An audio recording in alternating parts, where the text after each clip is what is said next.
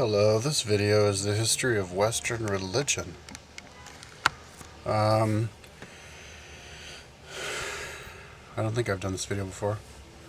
It's an interesting subject because I still can't hear out of this ear, so I can hear myself talking, echoing. I'm going to put hydrogen peroxide mixed with water into my ears, see if that would do anything. It's an interesting subject because there's lots of different ideas right now in the West and all over the world. So many people completely disagree with each other and think that each other are idiots, and nobody's really talking about it with each other. Just calling each other idiots. Yeah, and if you want proof of that, just look at the comments on my religion videos. So, the history of Western religion is the result of the Jews, Jewish religion, the Greeks, and Jesus, and more recently, the scientists. So, one cool thing about studying history is you get to look in the past, and see who the relatives of the certain groups of people around now are. For example, Catholics today, well, they're the descendants of the Catholics of the past. Wiccans today would be the descendants of the Wiccans of the past. Scientists today, you could say, would be the descendants of the philosophers of old, Socrates and those dudes. So, so let's start in the beginning. There's different aspects to religion back, kind of in the beginnings, like Greece, and then Israel. Greece, there were the philosophers, and then there were the priests of the gods. And that's kind of where our religion comes from. The priests of the gods would be kind of who the Christians, the priests of the church today. It's just that the gods got replaced by Jesus. And the philosophers turned into current day scientists. Only the philosophers, it was in the past, it was more, because it was a simpler world, it was more expansive. The philosophers involve the world of science, but also the world of politics, ideas about it was kind of like all the sciences wrapped into one. They'd be like the Renaissance man scientist. And then there's the Jews, who were kind of like the forerunners of today's political scientists or politicians. I think religion, the word religion, comes from that which ties everything together, and that's what religion is to me. It's the ideas that we have about everything, about the afterlife and the meaning of life and how you should live, and so that incorporates all of the different subjects that we have today. We have so many different subjects because we've so much more complex now. But throw them all together: philosophy, sociology, psychology, political science, all the other sciences, how you should live your life, morality, all that is religion. So, back in the good old days, I think we were in the West, our civilizations were started by aliens, by the Anunnaki. Came down, and like in Greece and in Mesopotamia, and they'd started cities, and they helped build societies and taught us language and animal husbandry and growth of farms and stuff. And so we would basically look up to them, and their king, their alien would be the king of our town, and each alien would be a king of another town, and so we would look up to them and basically trust them and do whatever they said. And if we ever needed help, we would ask them, pray to them to help us, guide us, kind of like a tutor in a classroom. Just call on me if you need my help. And people were really simple-minded. So and then the gods kind of left us alone. And then we kind of still had that habit of praying to them, praying to some outside force. And the gods were, I think, replaced by like demigods, the kings, and then they turned into royal families. And they were the kings who were they were like a class above us, above the normal people, because the infrastructure was so limited that the only people who could read or travel around was like the royal family. It was a very small group of people that could, the GDP just wasn't strong enough to support the whole population to be able to do that stuff. So we basically had to put our, I guess this is getting into the history of social structure.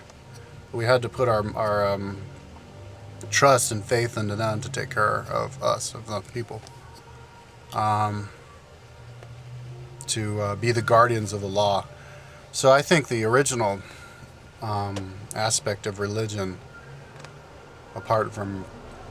had kind of two facets. It was praying to gods, and then they'd have lots of different prayers. Like, I think they would get more complex over time. Like,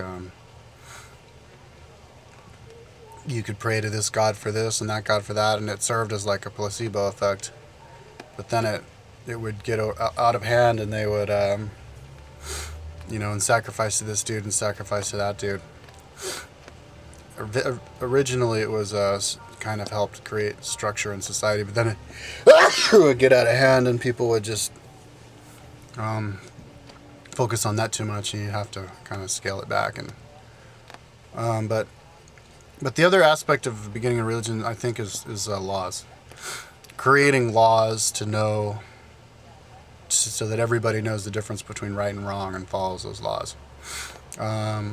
The earliest law code, I think, that I can think of is the Code of Hammurabi, which I think was dug up as a text, as a cuneiform tablet in Iraq like 100 years ago, and that's from ancient like Mesopotamia, like 3000 BC or something. And it was this king called Hammurabi, and he had made a big law code of all really detailed about the rights of everybody and what to do in certain circumstances. And I think that, that's what originally a lot of the Old Testament for the Jews was. It was laws, law codes. Thou shalt. And then, of course, the Ten Commandments, that was a big law code. And with the Jews, they would just choose people who had like divine revelations. God was speaking to them, inspired, and I guess they just suddenly start talking and have all these ideas, and they'd write their book, and then they'd give it to the council, and they'd be like, okay, cool, another book, another prophet.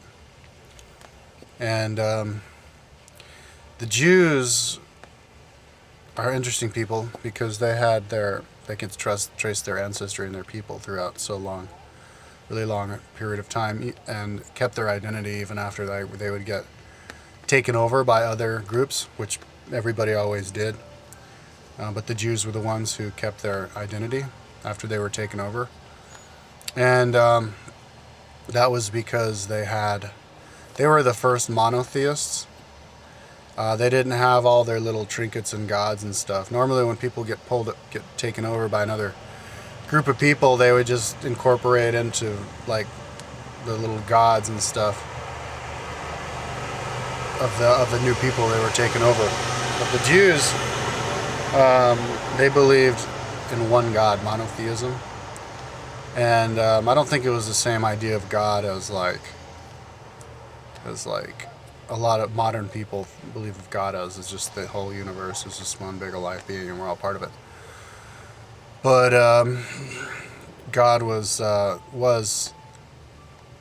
one. It was one God for all of the Jews, and it was maybe anthropomorphized. I think when Moses was wandering through the desert for 40 years, weren't they followed by the lights in the sky by day? And I think they thought that was God. So I think they thought maybe God was a person. But anyways, they believed in one God for all of them, which kept them united. And it was kind of shows how if you believe in one God for everybody, then people can all be united. But where we a lot of what we get our modern day religion from is from Greece.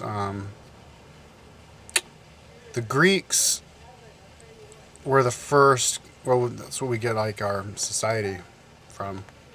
The Greeks gave their society and religion and everything to the Romans, which turned into Christendom, which turned into Western civilization. So the Greek philosophers, I think they got their information and their ideas and a lot of their kind of cool sacred knowledge from the Egyptians. All of that area down there, the Israel, Greece, Egypt, it's pretty close to, and the Middle East, it's pretty close to each other. And so there's communication going around. And in fact, there was monotheism in Eknat-Han, the pharaoh of Egypt in like 1300 BC, lived at the same time as Moses. So when Moses ran away, he was running away from like Eknat-Han, or the son of Eknat-Han. So, and he was a monotheist. He was the first monotheist. So I think the Jews and those in Eknat-Han, they were part of the same religion, same people, same family.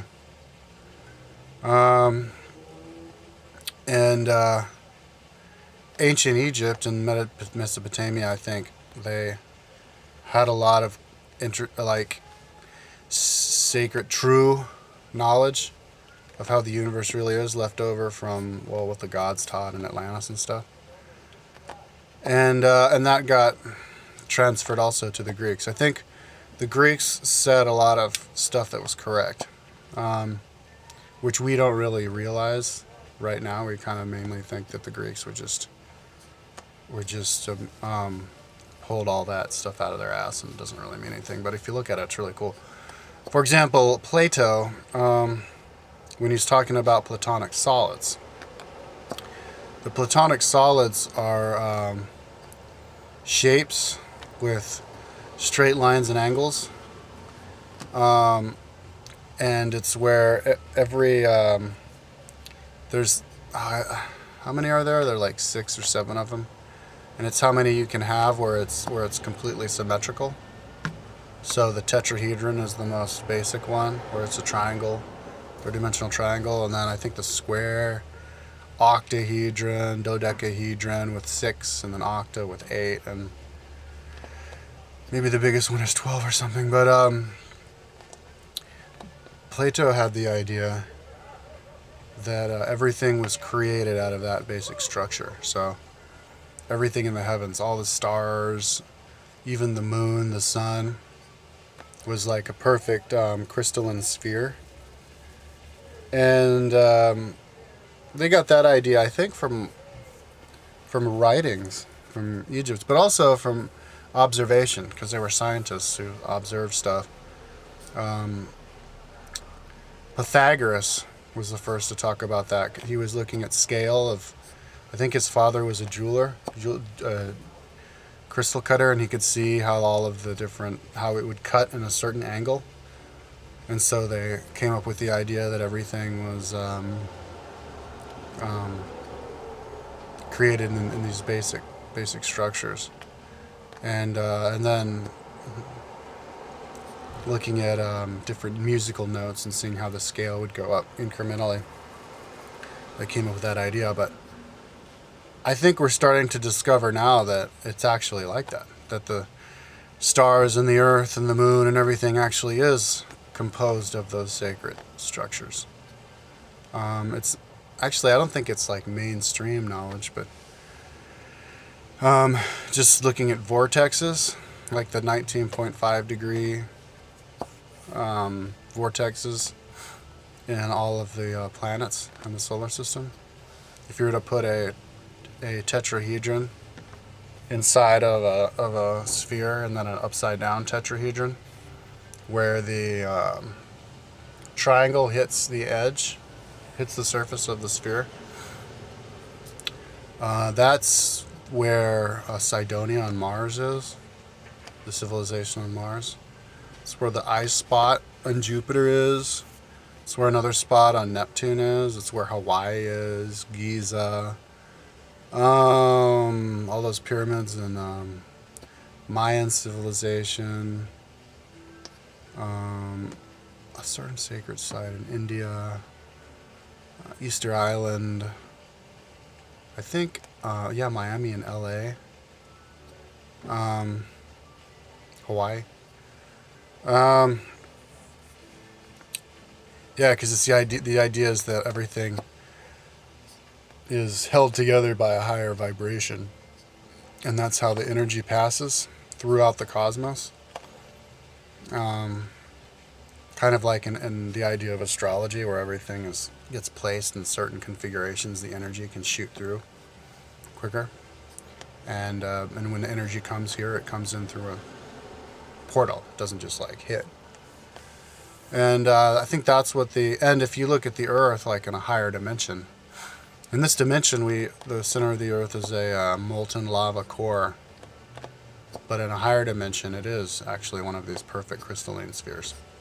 Just like what Plato envisioned. But that's how people actually thought it was. Like if you were to look at the stars and the moon, that's how it would look like. And Plato said that that the universe was perfect and unchanging. And that everything, I think it was Plato who was talking about this, that everything in this world is a result of a higher vibration. And the real world is above us, and we are just, I guess you could call, an illusion of the real world. We are, and Plato gave an example. We are the shadow. You're in a cave and there's a fire, and then there's a person, a puppeteer, doing something, and then there's the shadow on the wall, and we are the shadow. And I think even he said like the great fire is God, and then the puppeteer is like the real us, and then the shadow is us here on this life, and the fire and the puppeteer were like the real perfect unchanging form. And but if we look at it like in modern like New Age philosophy, or it's pretty accurate. It makes sense that we are a result of higher dimension. When we die, we go into the spirit world, become spirits, and go into, I guess you could call, a world that is perfect and unchanging. It's like the eternal now. You just go into the void and actually go into where time stops, go forward or backward in time. And that's shown scientifically with the double slit experiment, where they would shoot those little buckyballs, I think it works with, one at a time, and as soon as it goes through, they all go in together and bounce off each other. So,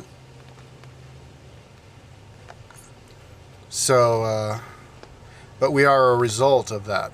What we're living on here is just an illusion, because in the grand eternal length of the universe, we are just the blink of an eye. That's pretty common knowledge. And as soon as we're gone forever, but our soul still exists forever. So that's the real us up there. And our mind is what controls our body. Our body isn't a random firing of like complex brain cells. It's actually controlled by a higher being that's eternal and is above us. And I think that's what Plato was talking about. And but when he said that, it kind of got, and I think Plato got his ideas from the ancient wisdom, but also just from being smart. It's not that complicated of a thing to realize.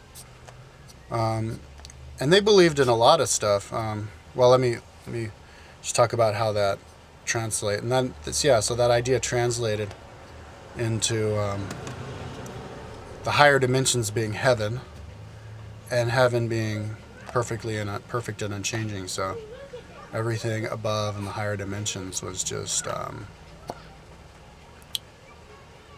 like unchanging in the form of like what we see of something as unchanging, like it's crystal just sitting there forever. And but the idea of that, I think, is more realistic, of like eternal, unchanging higher dimension, is something that's moving and changing, but it's and creating new life, and moving, morphing, but being eternal. And its basic structure being using the same patterns. So, anyways, we ended up having this idea of heaven that's this place that's like perfect. And so then we ended up thinking that was better than this land. Like there was something wrong with this world. We were the fallen ones. And we came somewhere along the line, I don't know when it was, but we came up with the idea of us being the fallen angels. Lucifer had the battle in heaven and was thrown down here, and that's why the earth was created, and we are all imperfect, and this is just our fake life that we live once, and then we go up, and then there's our real life that you get to live forever, and that's all perfect, and like this is outside of God. This is separate from all of that. Somewhere along the lines we got confused about that. And I think that was kind of happened around like from political reasons, which I can talk about later. But anyways, the Greeks believed in a lot of stuff that we don't believe in now. Like we chose to blot things out. Pythagoras, who was one of the original philosopher scientists who lived right before Socrates. Like as far as famous philosophers go, it's like Pythagoras was first, and then when he was an old man about to die, after he died, then came along, like right after that came along Socrates, whose student was Plato, whose student was Aristotle. And then by then, that was pretty much the last of, then I guess it was more different philosophers that we don't really think of, because that was kind of like the birth of what we believe now. So those were the dudes we remember. But Pythagoras was the guy I was just talking about, the son of the jeweler, who came up with all of the different ideas of scale. And he came up with the Pythagorean theorem, which was the square, like if you have the triangle, the square of these two dudes is the same thing as the square of that, which they utilize in, I guess, construction. But he believed in reincarnation. He believed that, the transmigration of our souls, we'd be reborn in and he lived at the same exact time as the Buddha, who believed in reincarnation. So Western religion and Eastern religion back in those days wasn't really, I guess, quite so far so different as we may realize.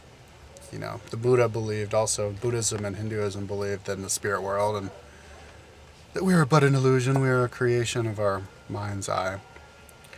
So Pythagoras, but also all the Greeks believed in reincarnation.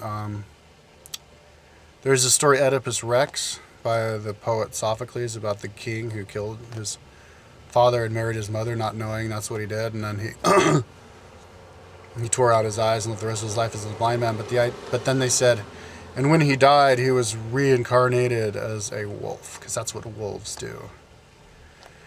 And then there is a tale of Atalanta, the female runner, Olympic runner. And they said when she reincarnated as a athlete. And they had some other tales about, bad people would be reincarnated as dogs and stuff. And yeah, so they all believed in reincarnation. But then the reincarnation idea went away. The Romans killed that one to make people afraid of them. I guess I'll talk about that when I get to the Romans. So,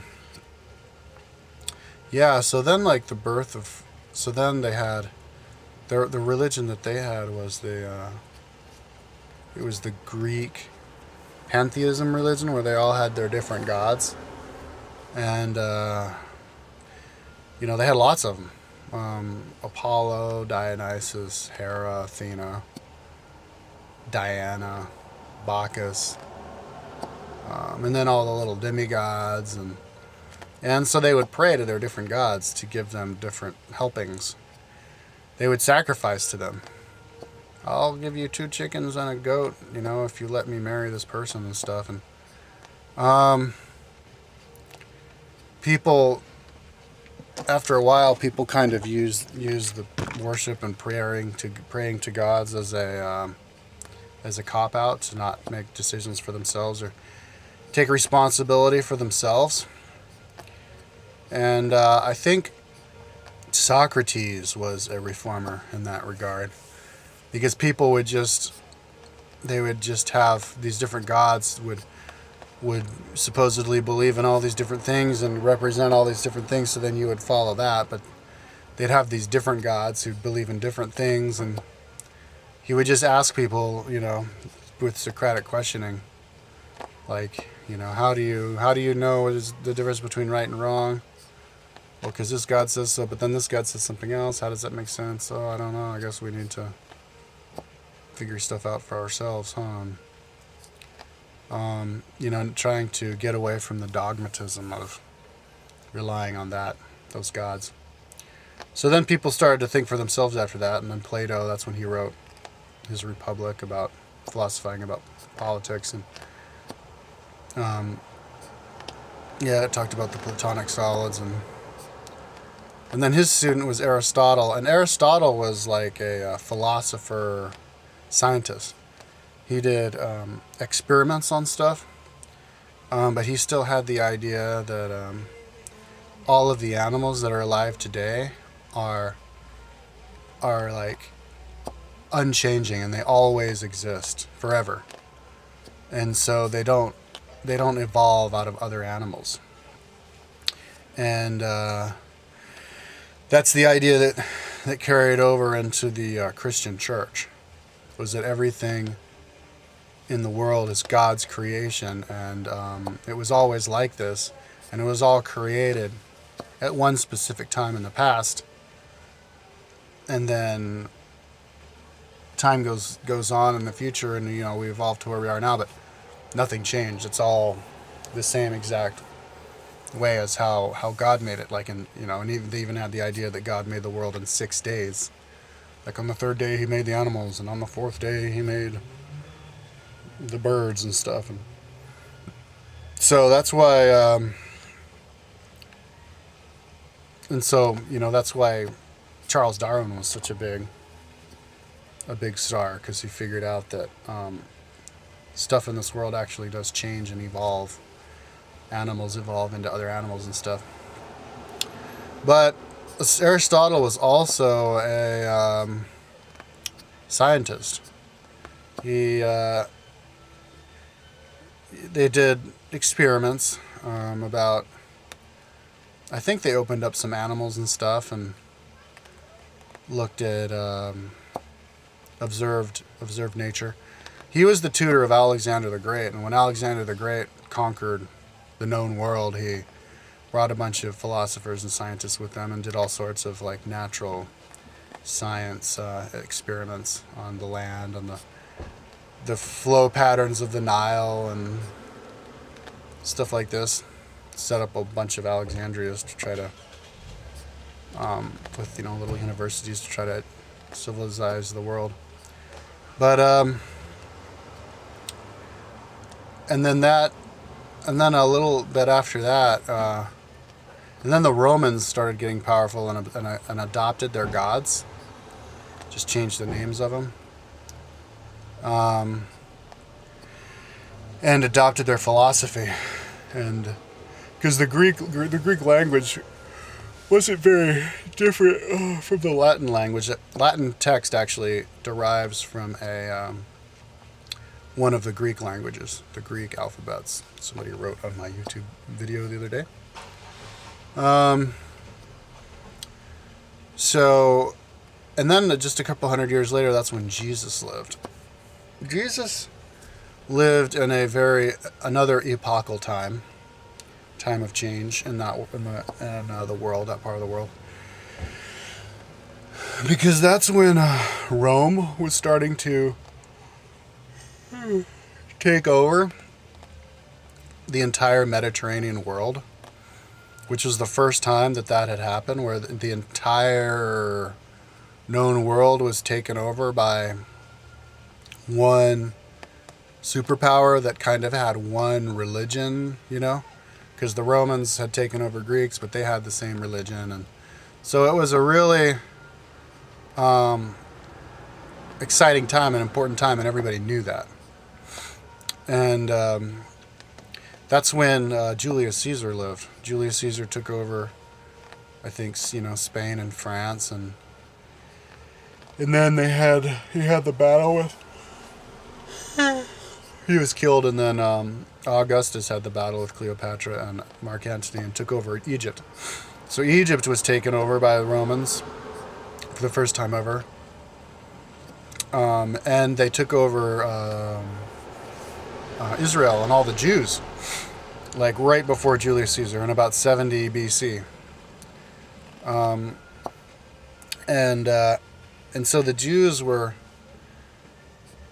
kind of thinking that it was that I think they wanted their freedom, and they were ready to kind of have a deliverer, because in the ancient Jewish religion they had periodically they had all these different prophets who would get visions from God. He would tell them to tell the king to let their people go free, and God said this, and we should do that. And it had been about 350 years since they had their last prophet, and they used to have prophets on a regular basis for like 2,000 years or something. And so it was kind of like, and the Jews still were around, but it was kind of like maybe their Jewish religion had died or something, because it had been so long. And so I think they were ready to have a deliverer, and they started having prophets. So they had John the Baptist, who was his Jewish prophet, and then his cousin Jesus became the Jewish prophet. And he died, and all these other people said that he was the great chosen one, the great Messiah, who was going to save everybody and bring them to heaven all together. And supposedly he's kind of a curious person. I don't really know what to think about Jesus, because supposedly a lot of people saw his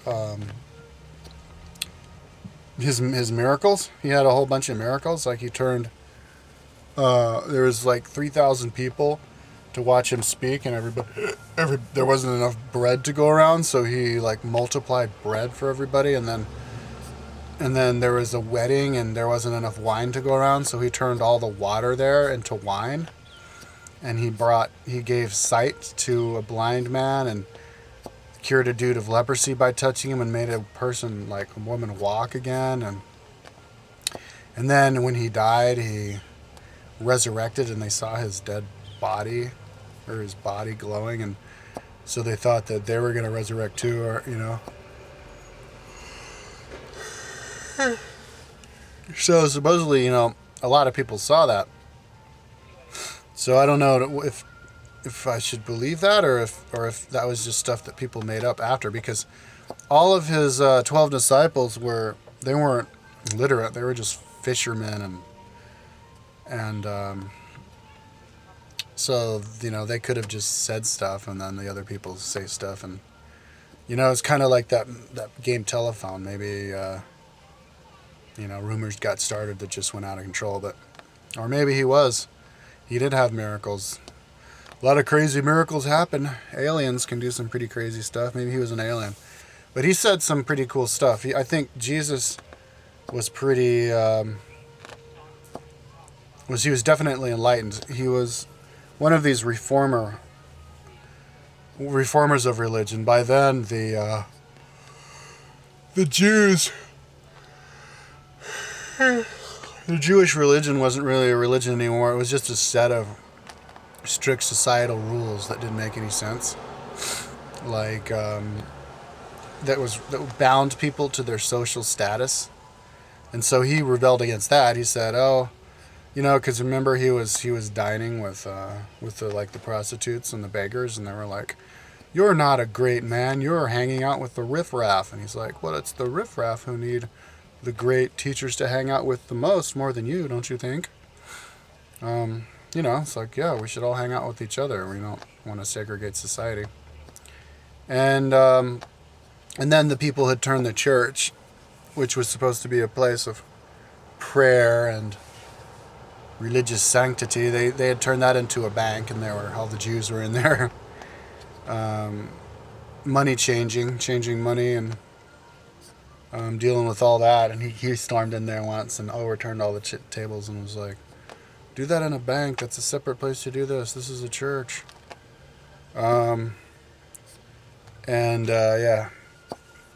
Came up with the idea of, like, if somebody slaps you, just turn the other cheek and let them slap you again. That was the most, and if somebody steals your coin off of your pocket, just give them your whole coat, because if they steal, then they're the poor people and they're the ones who need the help. So just give it to them. That was the most revolutionary idea of Jesus. Because back then, 2,000 years ago, that's like barbaric time. People judged each other on how tough and badass and worthy and respectable they were, based on how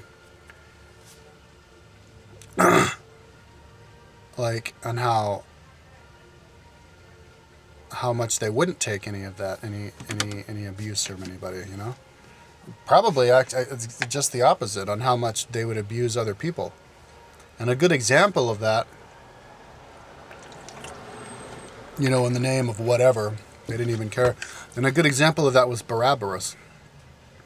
Barabbas was a Jewish, kind of like Robin Hood type, who was like, I don't like these guys, they're rich or something, or I don't like what they're doing, so I'm going to ride my horse around and kill them and kill their family and show them, because I am Barabbas, dun, dun, dun, and I will give to my people, and and a lot of people, I guess he had a lot of followers or something, even though he was a criminal, he was a crook.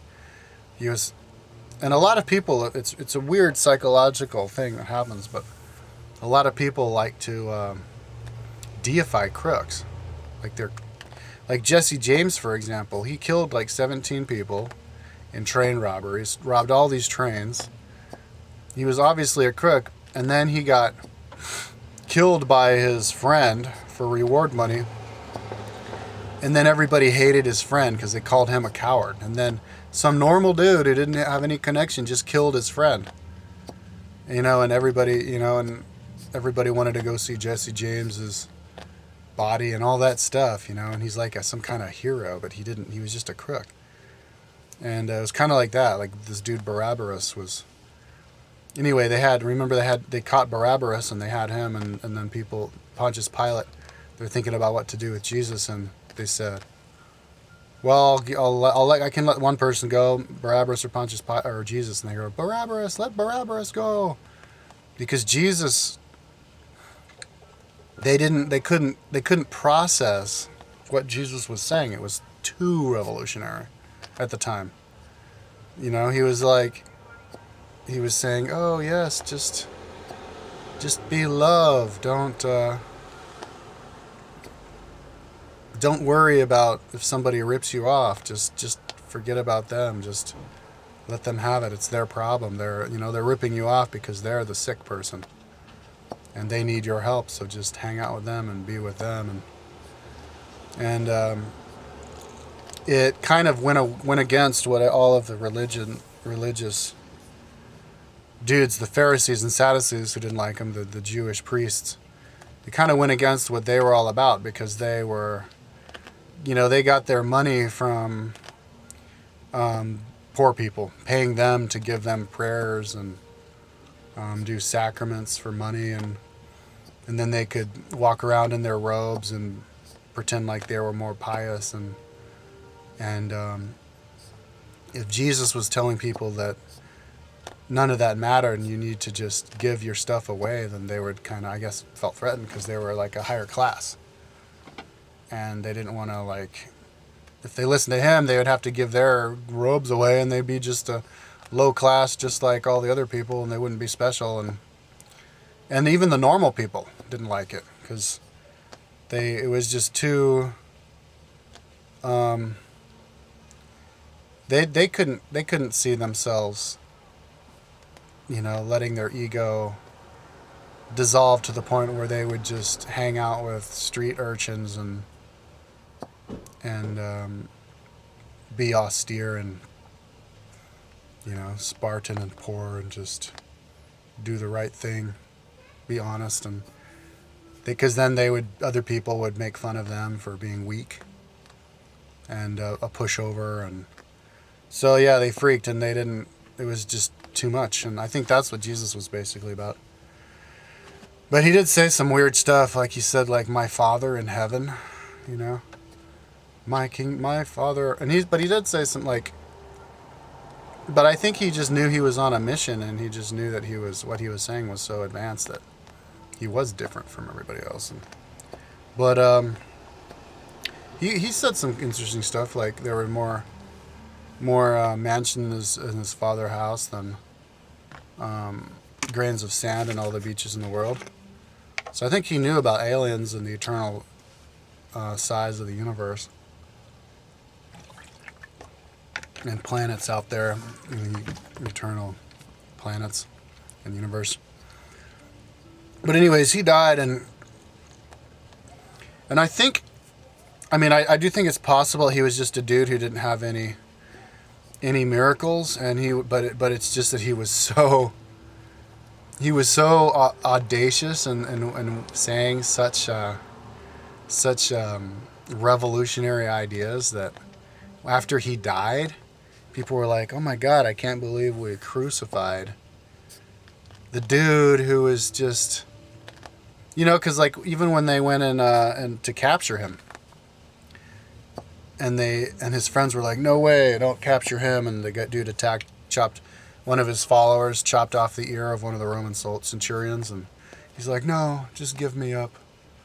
Would they really have done that like in the normal days? And those guys, they probably would have fought. They would have, if they would have given up, they would have thought that they were weak, cowards, like the Spartans. Like if in the Spartan world, if somebody ran in the face of battle or something, they were a coward, and nobody would even marry his sister, and nobody would talk to him ever again. And that's so. Yeah, maybe he didn't do any miracles, but people were just so, after he died, and they realized that, and maybe Barabbas went around and kept killing and maiming, and they realized that, well, Barabbas actually was a criminal, and this guy Jesus, we killed somebody who didn't do anything wrong and was just totally cool.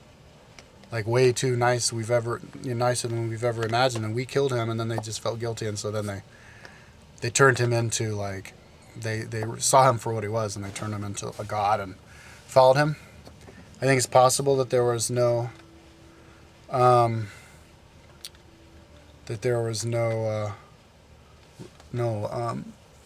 miracles, but maybe there were miracles. And if there were miracles, that would explain why so many people all of a sudden. But the thing is not, there weren't that many people spreading the word of Jesus after Jesus. So it could have been just they made that stuff up. But maybe not. Anyways, Jesus had his disciples like go around and preach what he said. And when it ended up getting written into Greek and Hebrew, different books written in Greek and Hebrew. But Jesus wasn't the only prophet. There was John the Baptist and there was Jesus. But then there was Apostle Paul, and Apostle Paul never even met Jesus. He just said that he saw Jesus in a vision, but that's basically to say that he just saw Jesus' vision in a vision. And then he chose to believe that Jesus was this chosen one that we were all going to follow. I think it just goes along with the psychology that we have of we need to have a figurehead to follow, a God to pray to, an icon. We need an icon to look up to. Buddhists have them with Buddha. Like Buddha was supposed to be imperfect. Like I have this video where Buddhists went wrong, and all I say is, Buddhists don't believe in God, and they should. And they're like, but Buddha never talked about God, so therefore we should not believe in God. Like Buddha is the all-powerful, and just because he didn't say anything about God, we should not believe. Like he's perfect. Like if you were to go back in time, you'd expect to see some immaculately perfect person, when in fact the real Buddha was probably some fat dude who was just a really good philosopher. Same thing with Jesus. We expect Jesus to be this perfect, God incarnated in human. When we go back, and he was probably just a hairy dude, dirty, hairy dude, who probably, he had a temper. He threw a temper tantrum when he overturned the tables in the synagogue. Maybe, and his girlfriend was a prostitute. Maybe he was a total nympho, Maybe he had some qualities that weren't all that good, You'd look at Jesus and you just see a normal dude who was just really passionate and really zealous about that idea, who happened to be able to do some miracles because he had like connections with the aliens or something. He was like a contactee, I don't know. But if you read the Bible, Jesus wasn't like the smartest philosopher. I mean, they'd ask him to explain stuff, and then he'd give a parable, and then they'd ask him to explain it again, and then he'd be like, nah, I'm done. I'm not going to explain it again, So, and then like Muhammad, Muhammad is the great. People just have and even today we have a tendency to just, like Martin Luther King, the great Martin Luther King, the doctor, his vision.